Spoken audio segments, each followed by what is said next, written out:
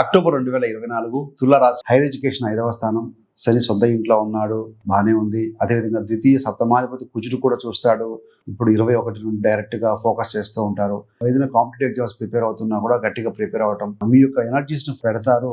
Higher education కోసం బహుదూరం లేదా దూర ప్రాంతానికి, మహా అంటే విదేశాల్లో కూడా వెళ్లే అవకాశం కూడా కనబడుతూ ఉంది. కొంతమంది ప్రేమికులు ఏంటంటే వారి యొక్క ప్రేమ వ్యవహారాన్ని వివాహ జీవితంగా మార్చుకునే ప్రయత్నం చేస్తారు. అవకాశాలు తక్కువగా ఉన్నా కూడాను బట్ గట్టి ప్రయత్నం అయితే చేసే అవకాశం ఉంది. వృత్తిలో బాగానే ఉంటుందండి, పెద్ద ఇబ్బందులు ఏం లేవు.